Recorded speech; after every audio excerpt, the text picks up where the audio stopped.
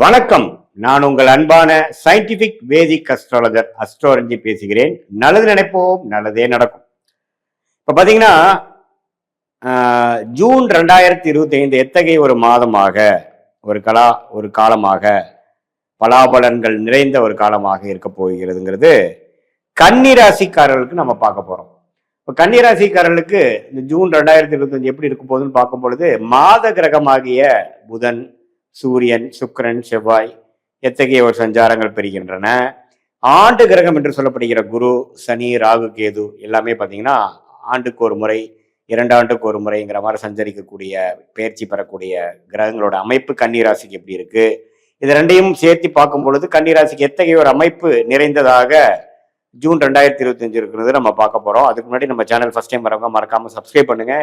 So that தொடர்ந்து நம்மளுடைய வீடியோஸ்லாம் உங்களை அடைந்து அது மூலமாக உங்களுக்கு அறிவியல் சார்ந்த முறையில வீடியோ வருவதனால எந்தவித மிகைப்படுத்தாமல் மூட நம்பிக்கையில போகாமல் பரிகாரங்கள் அது மாதிரி விஷயத்துக்கு போகாமல் பார்க்கும் பொழுது நல்ல ஒரு துல்லியமான ஒரு பலாபலன்களை தெரிந்து கொள்ளக்கூடிய அமைப்புகள் கண்டிப்பாக உண்டு.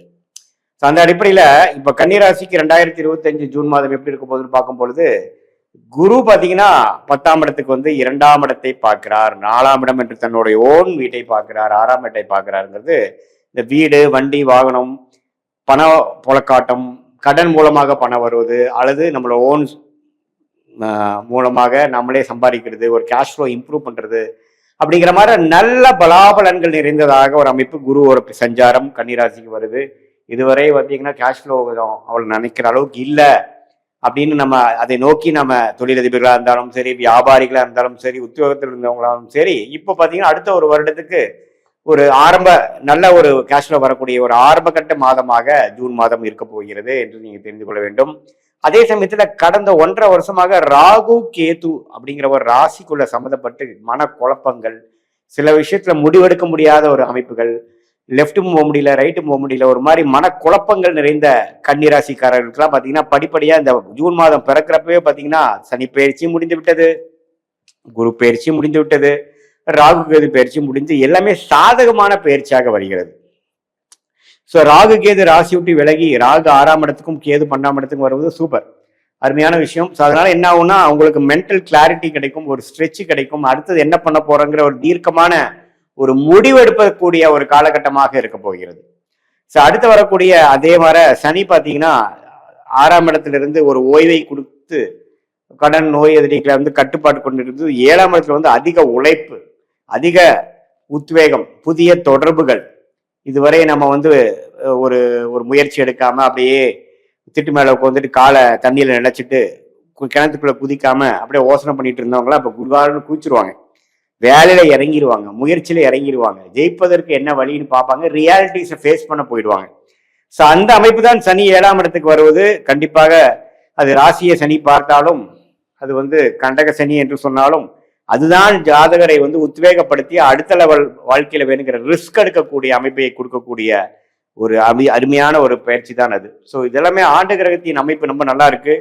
அதே சமயத்துல புதன்கிற ராசி அதிபதியே பாத்தீங்கன்னா ரிஷபத்திலேயே மாதத்தின் முதல் வாரம் இருந்து அதுக்கப்புறம் பாத்தீங்கன்னா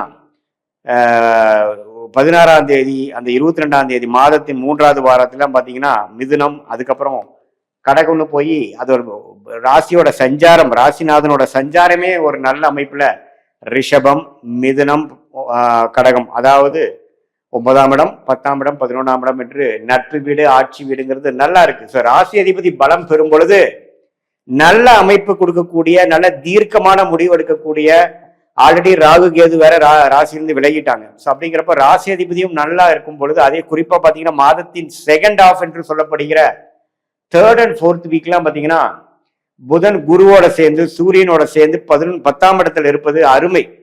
ஸோ நல்ல ஒரு வேலையில தேர்ச்சி, தொழில நல்ல ஒரு முன்னேற்றம், மாணவர்களுக்கு பார்த்தீங்கன்னா நல்லா படிக்கக்கூடிய அமைப்புல ஜெயிக்கக்கூடிய அமைப்பு, எல்லா வயதினர்களுக்கும் ஒரு மேலான ஒரு அமைப்பு கொடுக்கக்கூடிய அமைப்பு இருக்கு. ஏன்னா ராசி அதிபதி ஆட்சி பலம் பெறுவதே பெரிய விஷயம், அது குருவோட சேர்ந்து ஆட்சி பலம் பெறுவது, அது சூரியனோட சேர்ந்து இருப்பது அற்புதம். ஸோ இந்த ஜூன் மாதம் பார்த்தீங்கன்னா கன்னிராசிக்காரர்களுக்கு பல மேன்மைகள், கடந்த ஒரு வருடமாக நீங்கள் கஷ்டப்பட்டு முயற்சி செய்து சில பிளான் பண்ணி சில விஷயங்கள் செய்தது என்கிற பலனை அனுபவிக்கக்கூடிய ஒரு அமைப்பு தான் இது. ஸோ இது நல்லா இருக்குங்க. அதே சமயத்தில் பார்த்தீங்கன்னா செவ்வாய் பார்த்தீங்கன்னா மாதத்தின் 2வது வாரமே 10ஆம் இடத்திலிருந்து 11ஆம் இடத்துக்கு வந்து நீச்சம் பெறுவதும் நல்ல ஒரு அமைப்பு தான். அதே சமயத்தில் சுக்கிரனின் ராஜயோகாதிபதி சுக்கிரனின் சஞ்சாரம் பார்த்தீங்கன்னா மேஷத்திலேயே இருந்து மறைமுக இன்கம்மை கொடுத்து மாதத்தின் இறுதியில பார்த்தீங்கன்னா 9ஆம் இடம் என்று சொல்லப்படுகிறார் ரிஷபத்துக்கே வருவது அருமை. ஸோ சுக்கிரனின் சஞ்சாரம், செவ்வாய், புதன், சூரியனும் பார்த்தீங்கன்னா மாதத்தின் 3rd வீக் ஜூன் 16ஆம் தேதி பார்த்தீங்கன்னா 10ஆம் இடத்துக்கு போய் இருப்பது அருமை. ஸோ மாதம் கிரகத்தின் பயிற்சிகள் அருமையாக இருக்குது. ஆண்டு கிரகத்தின் பயிற்சியும் அருமையா இருக்கும் பொழுது கன்னிராசிக்காரர்களுக்கு ராகு கேது விலகுனதும், குரு 2ஆம் இடத்தை பார்ப்பதும், ராசி அதிபதியே வலு பெறுவதும் எல்லாம் பார்க்கும் பொழுது இதுவரை 1.5 வருடமாக சில திட்டங்களை தீட்டி சில முயற்சிகளை எடுப்பவர்களுக்கு கை மேல பலனை கொடுக்கக்கூடிய ஒரு அருமையான ஒரு காலகட்டத்துக்கு மேன்கிற ஒரு முதல் கட்ட ஆரம்ப கட்ட ஒரு மாதமாக ஜூன் 2025 கன்னிராசிக்காரர்களுக்கு இருக்குங்கிறது நீங்க தெரிஞ்சுக்கணும்.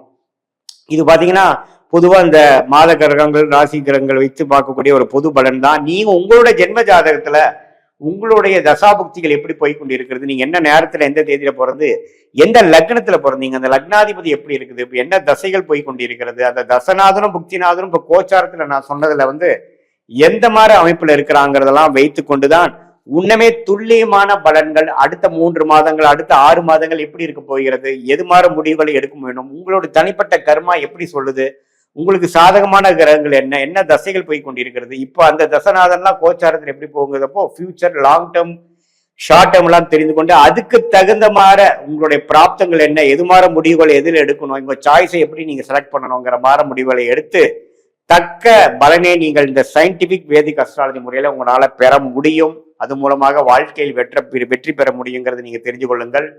எல்லா ப்ராப்ளத்தையும் நீங்க சால்வ் பண்ணி உங்களுடைய கர்மாவை நீங்க தெரிந்து அதுக்கு தகுந்த மாதிரி வாழ்க்கை திட்டத்தை நீங்கள் தீட்டுமையானால் அது மாதிரி நீங்க பிளான் பண்ணீங்கன்னா கண்டிப்பா வந்து வாழ்க்கையில ஜெயிச்சிடலாம். சமய விரயங்கள், வீண் பண விரயங்கள்லாம் தவிர்த்து நம்ம வாழ்க்கையில வெற்றி பெறலாம்ங்கிறதை தெரிஞ்சுக்கணும். இது ஒரு பொதுவான ஒரு கோச்சார அமைப்பு பலன் என்று நீங்கள் தெரிந்து கொள்ள வேண்டும். மீண்டும் மற்றொரு காணொலியில் சந்திப்போம். நன்றி, வணக்கம்.